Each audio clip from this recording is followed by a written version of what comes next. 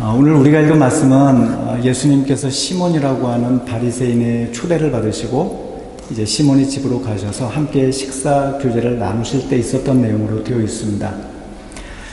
바리새인은 우리가 다 잘 알고 있는 것처럼 이 당시 유대교 율법을 지키는 일에 있어서 남다른 열심을 가지고 있었던 사람들을 가리키고 있습니다.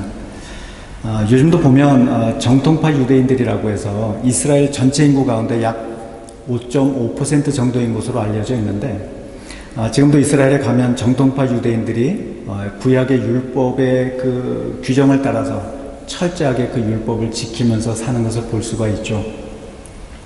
오늘 본문에 등장하는 시몬도 바로 그런 사람들 가운데 한 사람이었습니다. 그리고 예수님 당시 바리새인들은 대부분 다 예수님에 대해서 적대적인 감정을 가지고 있었습니다. 예수님을 유대 총독이었던 빌라도에게 넘겨주고 또 예수님이 십자가 형벌을 당하도록 그 사람들을 선동해서 뒤에서 사주했던 사람들이 바로 제사장들과 또 사두개인들과 또 바리새인들이었죠. 그래서 바리새인 시몬이 예수님을 자기 집으로 초대한 것은 사실 아주 의외였습니다. 아마 이 동네 사람들은 예수님께서 그 바리새인 시몬의 집에 들어와 계시는 것을 보고 아니 이게 무슨 일이지? 그러면서 아마 다들 놀라지 않았을까 싶은 생각이 듭니다. 요한복음 3장에 보시면 바리새인이었던 니고데모가 한밤중에 몰래 예수님께 찾아왔던 내용이 나오는데요. 이 니고데모가 한밤중에 예수님께 찾아왔던 것도 보면 이 바리새인이라고 하는 자신의 신분이 노출되지 않도록 하기 위해서였죠. 그런데 바리새인 시몬은 한밤중이 아닌 시간에 모든 동네 사람들이 보는 가운데 예수님을 자기 집으로 식사 초대를 한 것입니다. 그러면 왜 시몬은 예수님을 자기 집으로 초대한 것일까요? 그 이유가 오늘 성경에는 나와 있지 않지만 그러나 오늘 말씀의 전체적인 흐름을 보면 이 시몬이 예수님을 자기 집으로 초대한 이유가 좋은 뜻에서 초대한 것은 아니었다는 것을 우리는 알 수가 있습니다. 사실 좀 더 정확하게 말씀을 드리면 바리새인 시몬이 예수님을 자기 집으로 초대했던 이유는 바로 많은 사람들이 보는 앞에서 예수님을 공개적으로 모욕을 주고 망신을 주기 위해서였습니다. 이 사실과 관련해서 우리는 이 당시 유대인들이 손님을 초대할 때 어떻게 손님을 맞이했는지 유대인들의 그 관습에 대해서 잠깐 살펴볼 필요가 있습니다. 이 당시 유대 사회에서는 사람이 잔치를 준비하고 손님을 초대할 때 초대받지 않은 사람들도 얼마든지 그 자리에 와서 초대받은 손님들이 나누는 이야기를 듣거나 또는 그 자리에 초대된 랍비들이 가르치는 그 교훈의 말씀들을 들을 수가 있었습니다. 오늘 말씀에서 죄인 취급을 받았던 이 여인이 바리새인이었던 이 시몬의 집으로 들어올 수 있었던 것도 보통 때 같으면 절대로 불가능한 일이었죠. 그런데 잔치 때는 누구든지 올 수가 있도록 그렇게 관습이 되어 있었기 때문에 이 여인이 시몬의 집으로 올 수가 있었던 것이죠.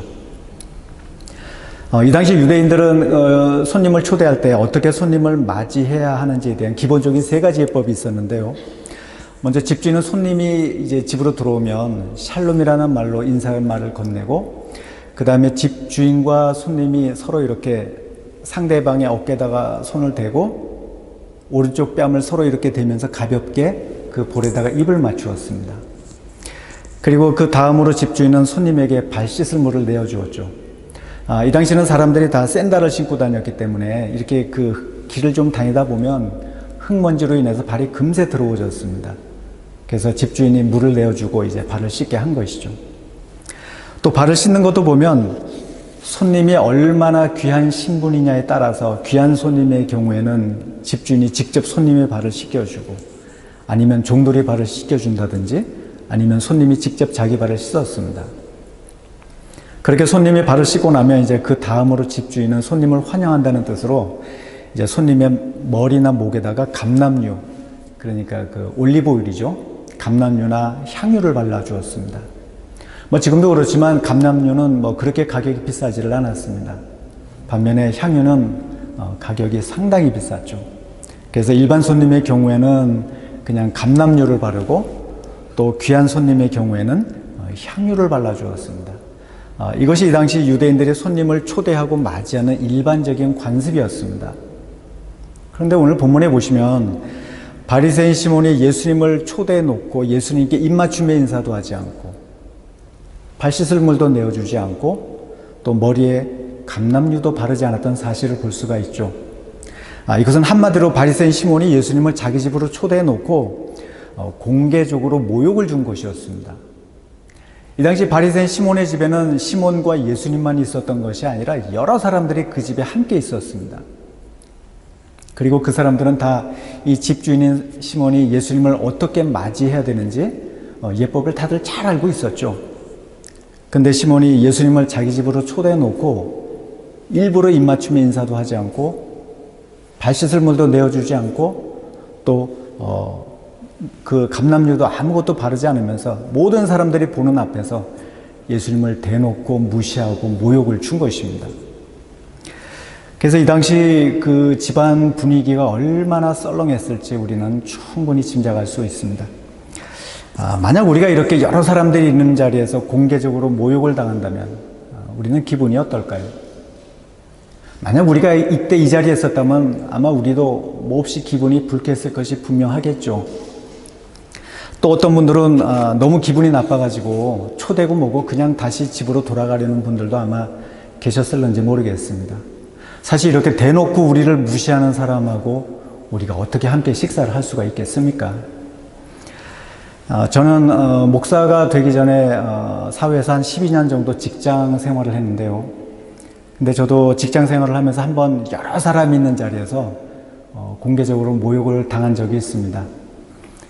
제가 일을 잘못해서 그랬던 것은 아니고요.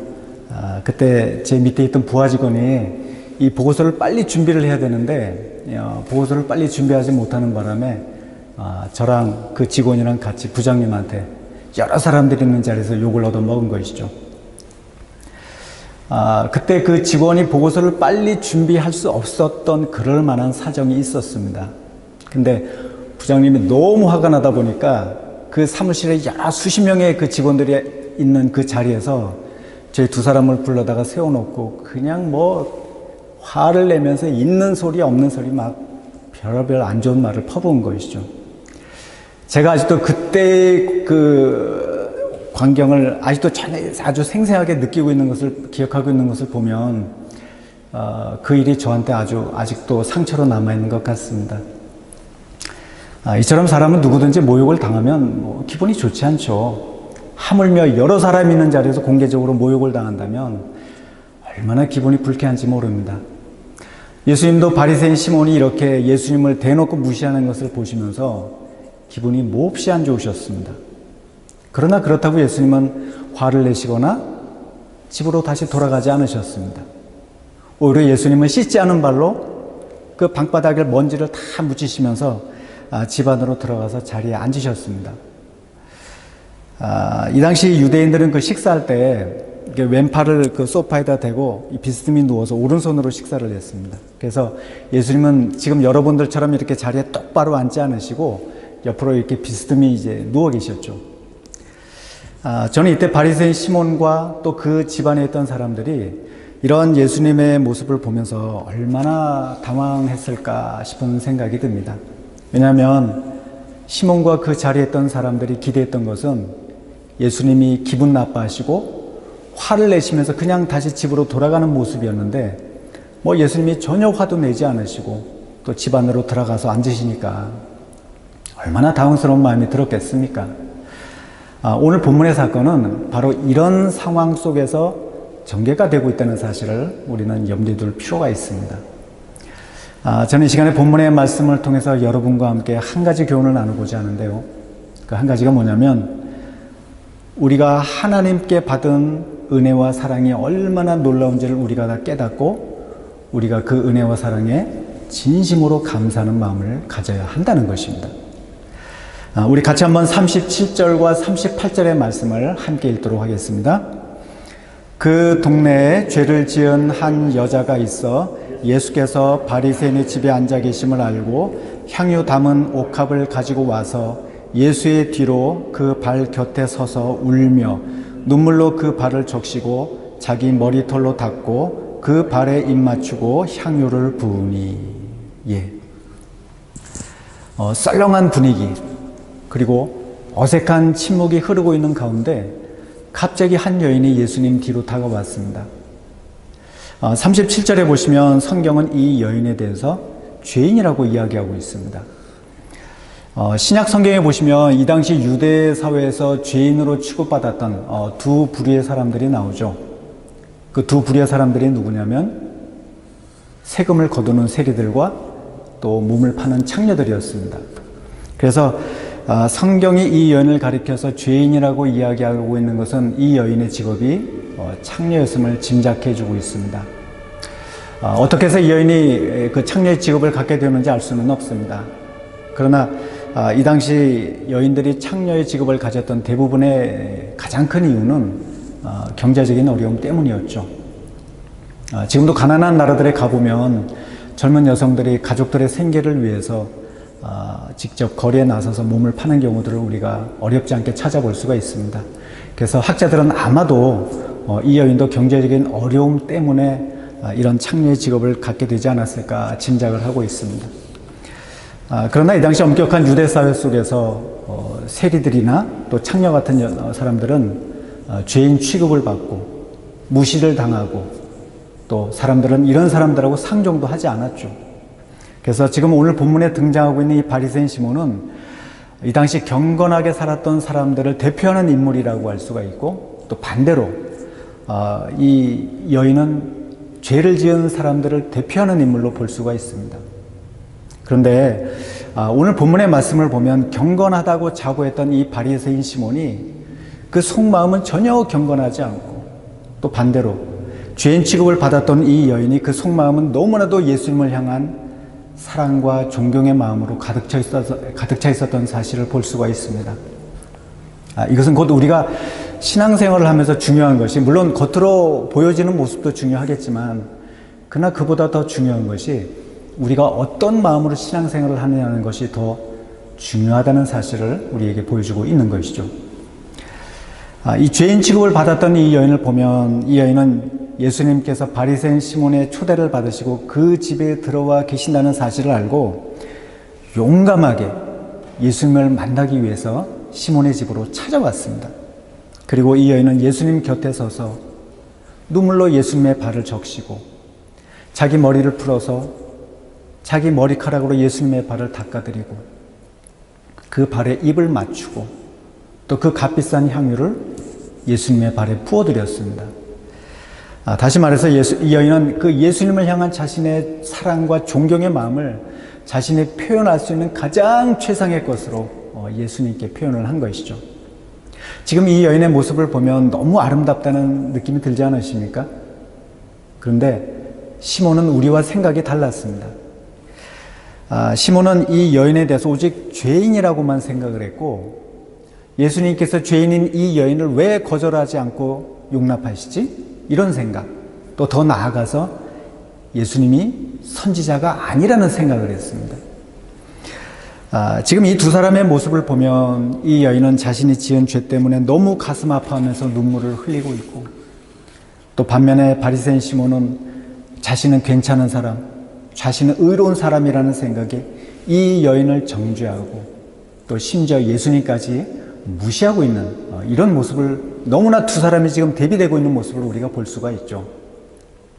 지금 성경이 이 두 사람의 모습을 통해서 우리에게 이야기하고 있는 것은 바로 우리가 얼마나 큰 죄인이고 또 그런 우리가 얼마나 하나님께 큰 은혜와 축복을 받았는지 그 사실을 깨달아야만 우리가 이 여인처럼 감사하는 마음이 생기지, 우리가 그 사실을 깨닫지 못하다 보면 우리 안에 감사의 마음도 생길 수가 없고 이 바리새인 시몬처럼 잘못된 신앙생활을 할 수 있다는 사실을 지금 우리에게 이야기하고 있는 것입니다. 오늘 본문에 보시면 예수님께서 이 시몬의 잘못된 생각을 깨우쳐 주시기 위해서 이 500데나리온 빚진 사람하고 50데나리온 빚진 사람의 경우를 예를 들어서 비유로 말씀하셨는데요. 이 당시 노동자 하루 품삯이 한 데나리온이었으니까 500데나리온은 그러니까 500일치의 임금, 그러니까 대략 한 1년 반치에 해당하는 정말 상당히 큰 금액이었습니다. 물론 50데나리온도 적은 금액은 아니죠. 그러나 500데나리온에 비하면 50데나리온은 10분의 1밖에 되지 않는 상대적으로 적은 금액이었습니다.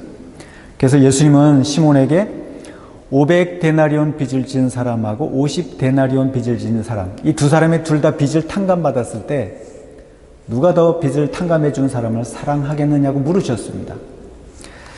이 질문에 대한 대답은 당연히 500데나리온 빚을 지은 사람이 더 사랑하는 마음이 든다는 것이었죠. 왜냐하면 더 많은 빚을 탕감받았기 때문입니다.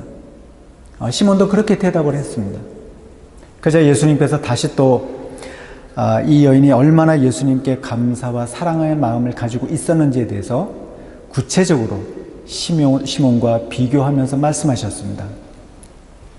너는 내게 발 씻을 물도 주지 않았지만 이 여인은 눈물로 내 발을 적시고 그 머리털로 닦았고, 너는 내게 입 맞추지 않았지만 그녀는 내가 들어올 때부터 내 발에 입 맞추기를 그치지 않았고, 너는 내 머리에 감람류도 붓지 않았지만 그녀는 향유를 내 발에 부었느니라.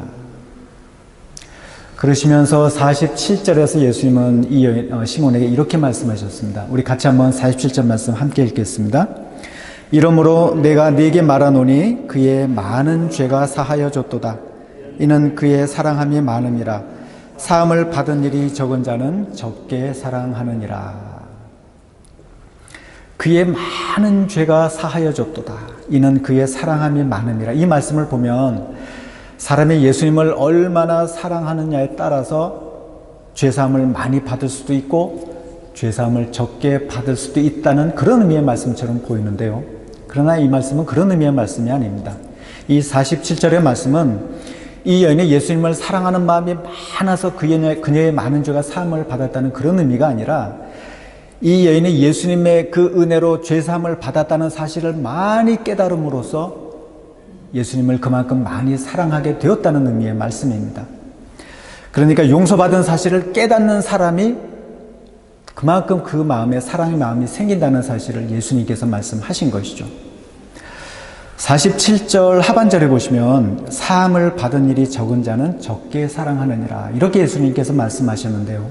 이 말씀도 보면 죄사함을 받았다는 것을 적게 깨닫는 사람은 예수님을 적게 사랑하고, 죄사함을 받았다는 사실을 많이 깨닫는 사람이 예수님을 많이 사랑한다는 그런 의미의 말씀입니다. 이어서 48절에 보시면 예수님께서 이 여인에게 내 죄가 사함을 받았느니라 그러시면서 이 여인의 모든 죄가 다 깨끗하게 사함을 받았다는 사실을 다시 또 분명하게 말씀하셨습니다. 다시 말해서 이 여인이 이제는 더 이상 죄의 그 무거운 짐에서 얽매이지 말고 그 죄의 짐으로부터 자유해지고, 또 이 여인이 아무런 죄가 없다는 사실을 다른 모든 사람들도 알 수 있도록 지금 여러 사람들이 보는 앞에서 예수님께서 이 여인을 향해서 내 모든 죄가 사함을 받았다, 이렇게 말씀을 하신 것이죠.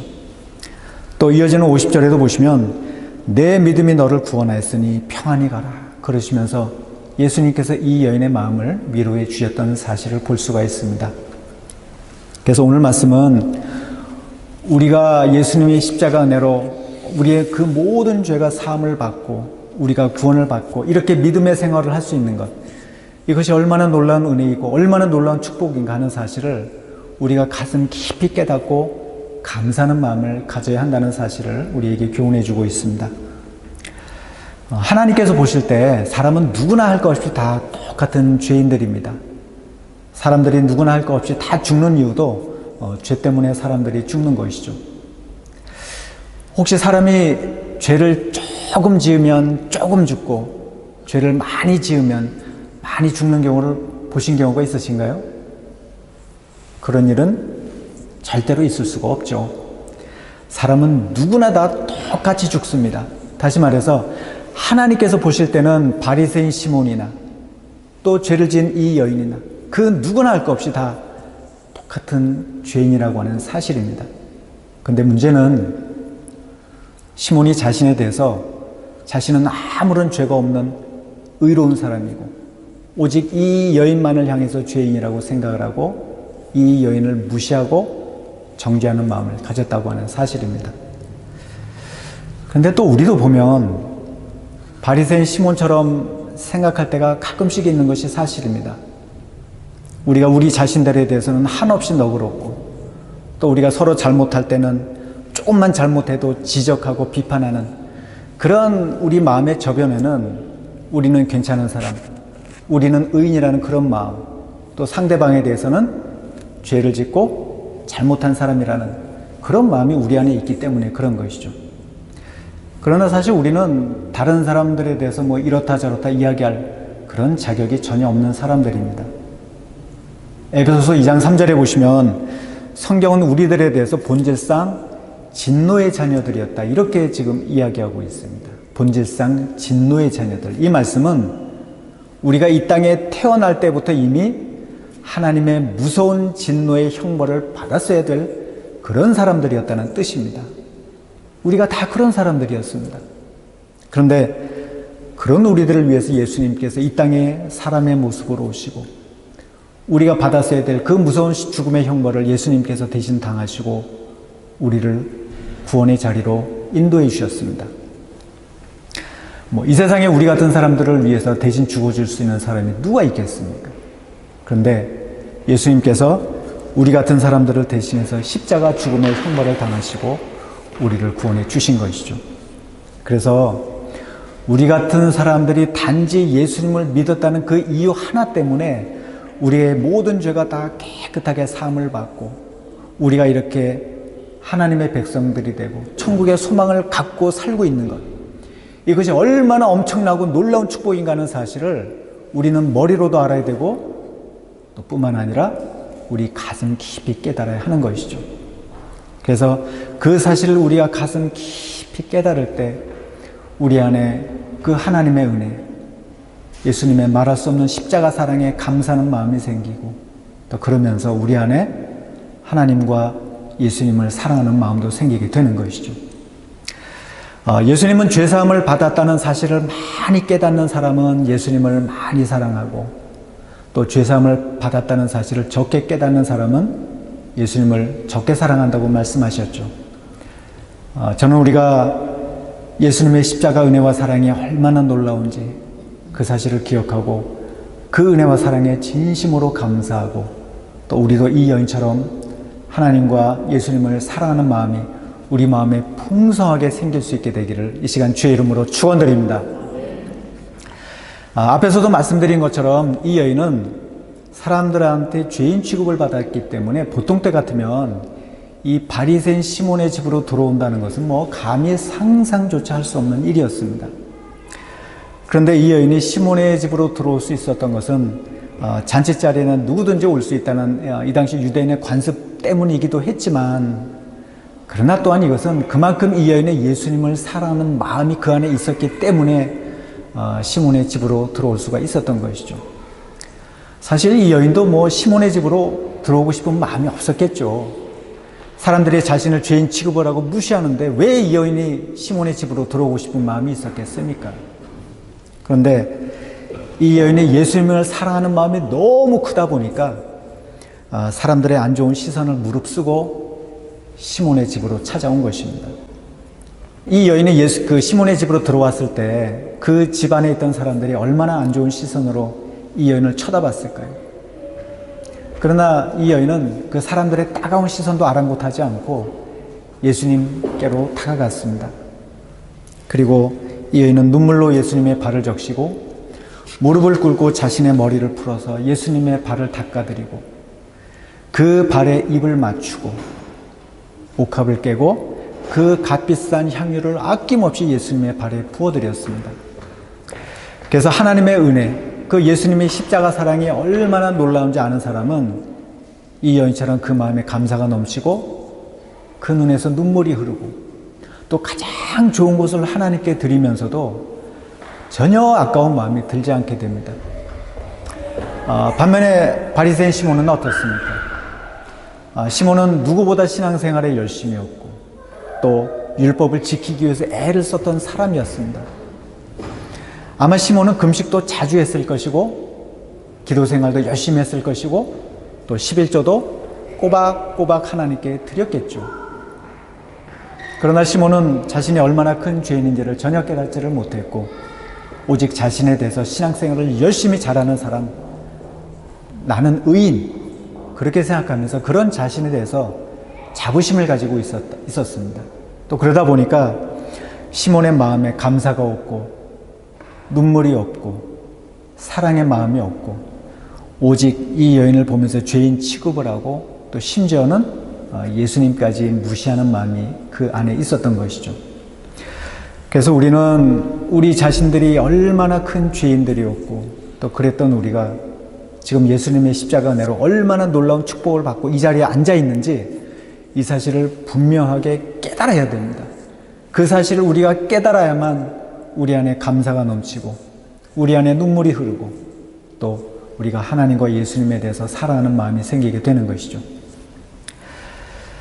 뒤쪽으로 가서 누가복음 18장 9절부터 14절까지 보시면 어떤 바리새인과 세리가 하나님께 기도했던 내용에 대해서 예수님께서 비유로 말씀하신 내용이 나오는데요.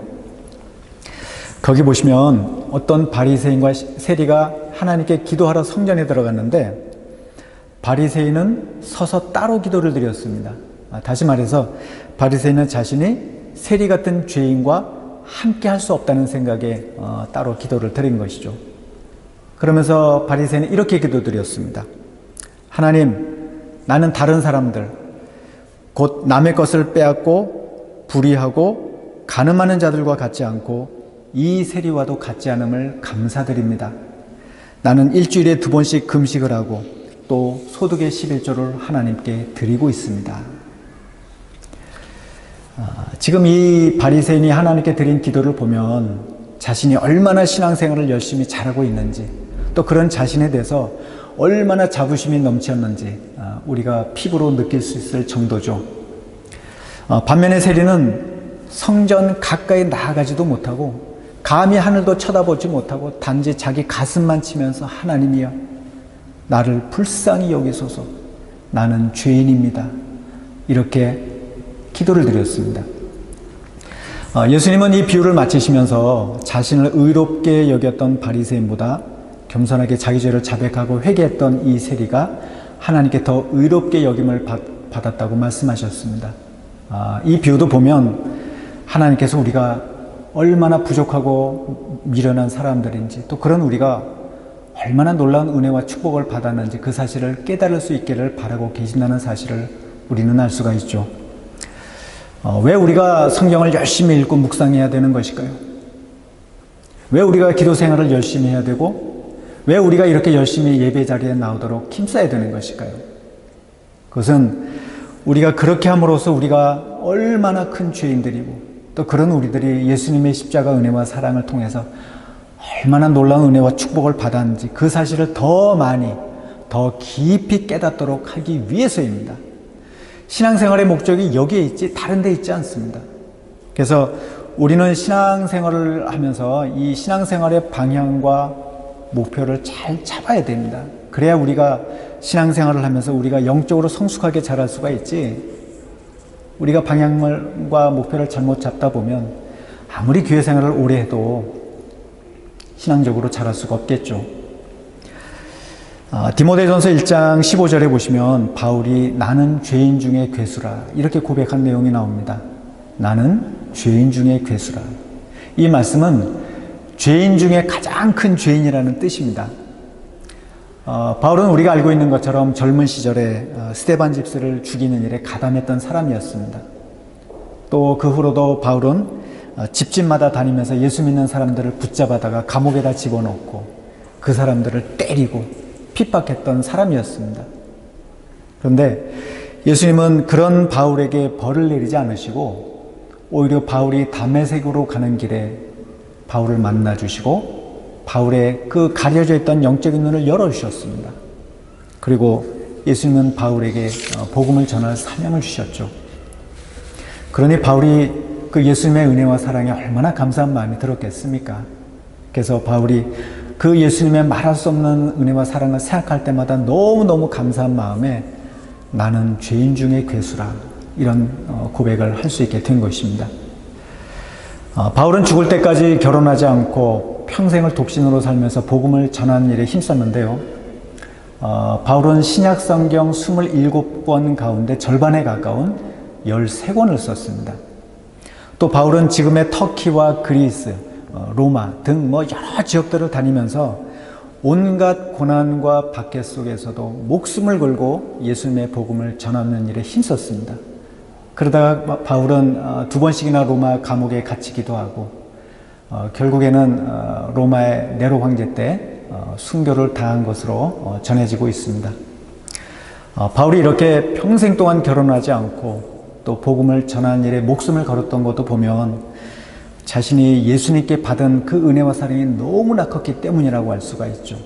그래서 자신이 받았던 그 은혜와 사랑을 다른 사람들한테도 나누고 싶은 마음에 바울이 이렇게 평생 동안 목숨을 걸고 예수님의 사랑을 전하면서 살았던 것이죠.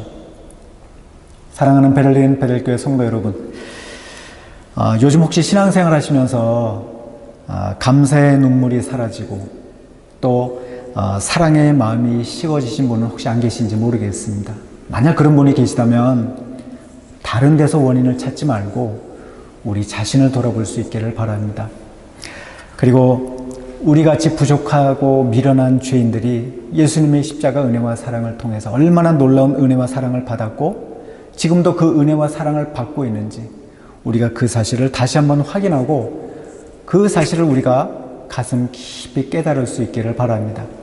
그래서 그 사실로 인해서 우리 눈에서 감사의 눈물이 흐르고 또 하나님을 사랑하는 마음이 생기고 우리가 서로에 대해서도 오직 사랑의 마음으로 바라보고 사랑의 마음으로 대하면서 우리 가정과 교회에서 상처들이 치유가 되고 회복되는 놀라운 일들이 풍성하게 일어날 수 있게 되기를 다시 한번 주의 이름으로 축원드립니다.